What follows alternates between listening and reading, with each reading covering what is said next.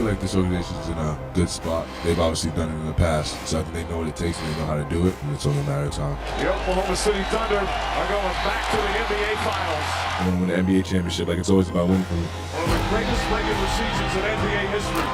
And now, for the first time, the NBA champion resides in Oklahoma City. We did what it took this year to be champions, and we deserve this. We rose to the moment, and here we are. Here's the man in the middle of it all. Shai Gilgeous-Alexander has just completed one of the greatest seasons any player's ever had in NBA history. Let me give you 3 examples of that. In fact, let's start just with last night. He became the 5th player with 25 points and 10 assists in Game 7 of the NBA Finals. Look at the company that he keeps. Jerry West, Walt Frazier, James Worthy, LeBron James. So he finished with a bang. Taking a step back, let's look at the postseason as a whole. SGA joined LeBron James in 2018 as the only 2 players in NBA history with at least 650 points and 150 assists in a single playoffs. LeBron's Cavs were swept by the Warriors in those finals. SGA, of course, wins the championship. And now you zoom out on his entire season. Since the MVP award was first handed out, which was in 1956, only 4 players have won the scoring title, the MVP, the title in the same season. They are Shaquille O'Neal, Lou Alcindor, of course, Kareem Abdul-Jabbar, Michael Jordan, who did it 4 times, and now SGA, one of the great seasons that we have ever seen. And as we try and put it into some context, Winman, you know what I found myself thinking about last night? For the longest time, LeBron James was the best player in basketball. We have described LeBron James as the best player in the sport for a generation. In the last 5 years, we've changed our minds 3 times on who the best one is, right? It was when Giannis wins, he scores those 50 points in Game 6 of the Finals. Oh my God, it's Giannis's league, the Greek freak. He's the best player. 2 years later, boom, Nikola Jokic wins the championship. He's one of the greatest centers of all time. He's already a top 10 player. It's Nikola Jokic's league. Boom. SGA, is it now his league? When we say who's the best player in basketball right now, is the answer Shai Gilgeous-Alexander? He's holding all the trophies. You have to give it to him. I think Jokic probably is thinking about a bunch of what ifs, both with what happened with that roster, what happened with health on that roster with Aaron Gordon. They lost in 7 games. They lost in the same situation. Wondering if he could have done that and looking forward to potentially seeing him again next year. I think it's a healthy challenge, but to the victor go the spoils. And, you know, my thing is, one of the things that I've learned 20 plus years covering the NBA, when you're the champ, it means never having to say you're sorry. You can say you're the best player, you got all the trophies, you got to come beat me. That's where he's at right now. I think he's the best player on the best team. I don't think he's the best player in the league. I think that's either Giannis or Nikola Jokic. And I think that's okay to say. I think he's had a prolific year. Obviously, he's won an MLB, like Brian Windhorst just said. But I think top to bottom, when I look at all the skill sets, size, frame, height, athletic ability, all of it combined on the defensive end too, combined, I still say that's Giannis or Jokic. Yeah. That does not diminish how incredible SGA is, in my opinion. Of course not, because of what he meant to his team. You know, think about that as well. And I'm with both of you in both ways. When you have all the trophies, you're the best player for that year. He had one of the best seasons, you just documented it, that you've ever seen. The face of the league conversation, though, don't get me started, because we don't have one. We have LeBron James, and that's it. We can't keep waiting for the next player to take it. We'll know. We'll know when that guy emerges. It could be him.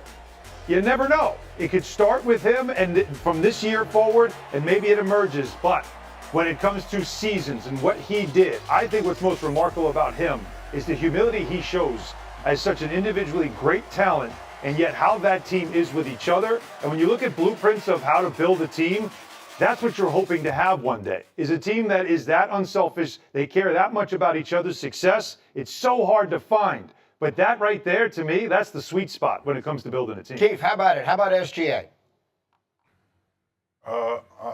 Unbelievable season, man. He literally like took this young team and with this young nucleus and did things that people didn't expect. But in this situation, I'm going to go with Jay on this one, man. Yes, he was the best player on the best team this year.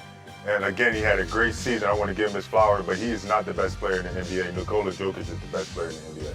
Okay, so whatever. I literally just threw that in a last-minute curveball, and it's not a quibble about this on the day after SGA wins the championship. Let's ask this.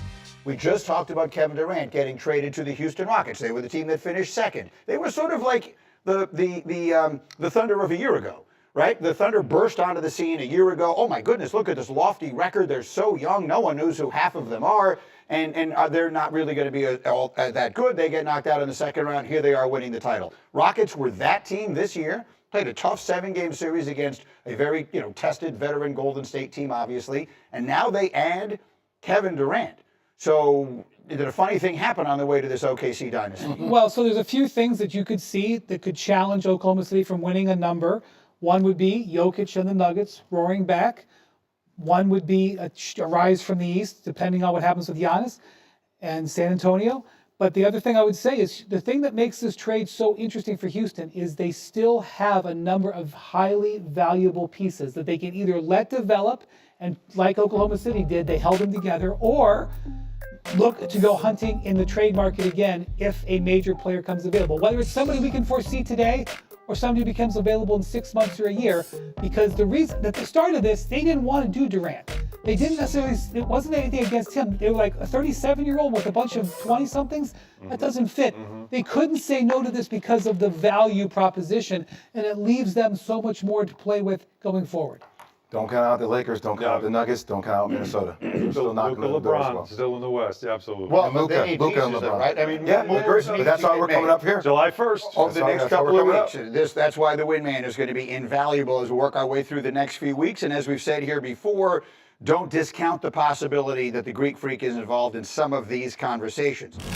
All right, it's a good question. SGA is the 17th player to be named Finals MVP after averaging 30 points in the series.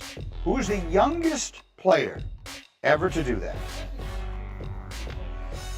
A lot of these, but I'm going to give the answer, show me Shaquille O'Neal. Oh, it's a good guess. That's not right. The answer is his teammate, Wow. Dwayne Wade in Miami, I who would averaged not- 30 points I would in not that have series. thought he averaged 30. He averaged 30 points in that series and was named the All right, Finals Hembo. MVP when they beat the Mavericks in 6. Scored that one for Hembo. There have been 4 players in NBA history, by the way, who won the MVP and the scoring title and an NBA championship in the same season. Let's show you who they were. The first was Lou Alcindor in 1971, of course now known He's as good. Kareem Abdul-Jabbar, the first of his 6 MVPs, and he would lead the Milwaukee Bucks to their first ever NBA title. They wouldn't win another until just a few years ago. In the 90s, Michael just completely rewrote history. He's the only player ever to accomplish this feat more than once. He did it in 91, 92, again in 96, and again in 98. So he did it 4 different times. Then, Whitman, you guessed Shaq, he's on this award. He won his only regular season MVP, averaged nearly a 30-point double-double, and helped the Lakers to their first of 3 straight NBA titles. So that was the entire list until last night. Shai Gilgeous-Alexander joins that list of all-time greats, winning his first scoring title, his first MVP this season, leading the Thunder to their first championship since moving to Oklahoma City. And so, Shanae, the question I've been trying to get answered here this morning, because it's a complicated one, is how to put his season into context. SGA, the numbers suggest we just saw one of the greatest individual seasons in basketball history. A selfless superstar, but one of the most dominant performances we've ever seen.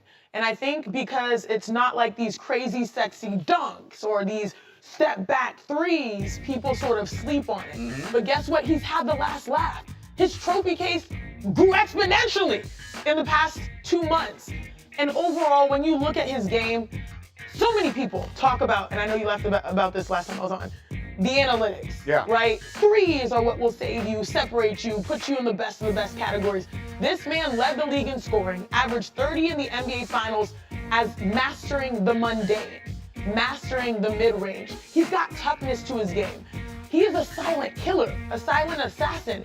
And to me, as someone who has been in Oklahoma City, seeing how the fans embrace him, that's exactly what the future of the NBA needs. Someone that puts the city on his back, plays the game the right way, has impeccable character.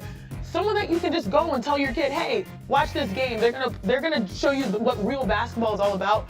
I love it. He makes his teammates better. And to me, not just SGA, but also what the Pacers represented in this moment, I love where Hoops is at. She makes an interesting point. Makes a great point. But if we're going to make him the face of the league and all the exciting things about it, can we come up with something better than mastering the mundane? I don't know if mundane is exactly how we want to describe the next great player. But wait, hold on. But you're right. As a women's basketball player, I sat while Gina Auriemma had to deal with so many questions about your dominance at UConn.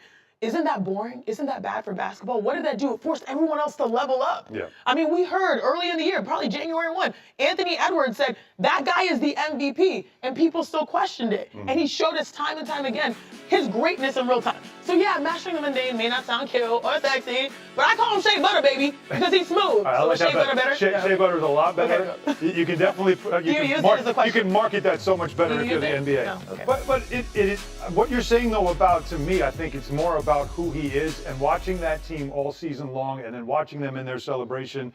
There is something to be said about the team aspect. That might be boring too, but there is something about a superstar who plays at a high level, who gets all the trophies, and yet everybody around him is thrilled for him and happy for his success.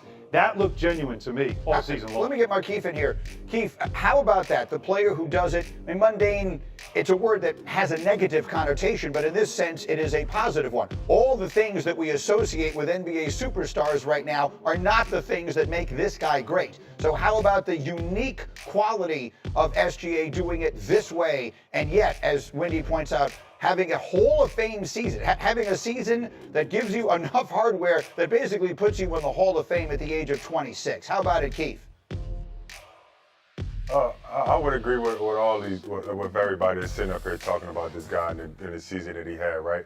He was able to adjust his game in the playoffs. He's not really too much of a passer. He's a scoring guard. To average 33 and not really shoot threes, that mundane thing, that was a real thing, right? The master of a mid-range. Like, I don't know if people know how hard it is to average 30 points only shooting mid-range shots and layups for the most part, because he only made 2 threes a game, right? And he was able to adjust in the playoffs. Like, he knew that he was going to need these guys to score. So you've seen him game in and game out start trying to get these guys integrated in the game and not really looking for his shot as much, because one of these games, or 2 of these games, he shot over 25 times. One of the games, he shot 30 times. So he was always looking for a shot. But the great player that shows him that he had, that where he showed is where he had to make adjustments and getting everybody else involved to be able to win a game like this. And I'd like to say one other thing before we wrap it up for this day, and obviously First Take will pick up the baton and run with it plenty, and it's about SGA, and it's about OKC, and it's about the Halliburton injury. I mean, those are the storylines. I have so much respect for the freaking Pacers, I don't even know where to begin. We'll never know what happens last night if their best player doesn't get hurt, and sports history is filled with those. I'm not suggesting that we should look at it any other way. But that run, and you were really the only person who was saying it before the playoffs started, but that run they just had, that is such a gutsy team that even as one who roots for a team that could be described as an arch rival of theirs, if such a thing is real at this point. Absolutely. I think the amount of respect that people gained for the Pacers through watching this playoff run for a team that might not have been that well known before the postseason began needs to be said here. And Tyrese Halliburton, because Tyrese Halliburton, you know, a guy who, the underrated thing, whatever, overrated or whatever it was, his run was absolutely not only just historic but memorable. The shots that he hit, the games that he played. We're seeing them here, the game-winning shots late. I mean, just incredible stuff. Like, he had a magical 2 months. And then he had 8 guys on his team. They came into yesterday. They had 8 different players averaging double figures in the finals. I mean, how do you do it as a team? You do it as a team playing like that, and they were right there. And there'll always be a what if about this, but they absolutely had an incredible run that nobody really saw coming. And when I try to contextualize what we have seen, let's say the last decade in the NBA when it comes to the playoffs, you have great players, but they're also tied to moments. And I believe SGA and also the Thunder and the Pacers and Tyrese Halliburton, this moment is a celebration of the small market. And I'm here for it. Because for so long, everyone said we're a top-heavy, NBA type of organization where you need 3 big stars. Now you're starting to see the reconstruction of the NBA due to the second apron in real time. I'll never forget the sound that Miles Turner said. He said, hey guys, like this is just showing you that basketball can be won with teams that are selfless, with a couple key pieces and a superstar. Like you don't need that aggregation of crazy talent at the top. That actually hurts you now. So to be able to see both of these two teams, and you think about SGA and Sam Presti and the Thunder, 2 out of the 3 were drafted by them. They made a key trade, and then they found supporting cast and Swiss Army knives and like Alex Caruso and Lou Dort, and now you won a championship. The rest of the league is taking notice of that. And in a season when winning head coaches were fired late in the season, right after having a successful playoff run, Rick Carlisle, Mark Daigneault as well, but Rick Carlisle especially should be also shouted out here about how important coaching still is in this game. Yes, you need stars. Yes, you need great players. Coaching matters in the NBA. Yeah, for sure. And he was a huge part of that team getting where they got one way or another. They fall just short. To the winners go the spoils. Congratulations to the Oklahoma City Thunder. For the first time, we say those words out loud, they have won the NBA championship. And so into the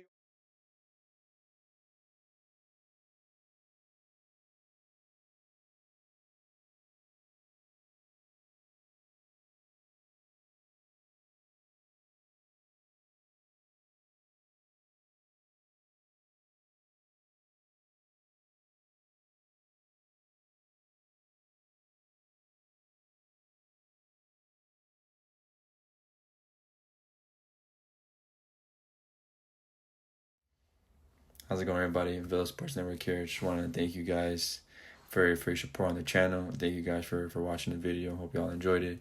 Also want to kind of remind you to don't forget to leave a like on the video, subscribe to the channel, and leave a comment on the video if you like as well. But regardless of the fact, thank you again for your support, and hope to see you on the next video.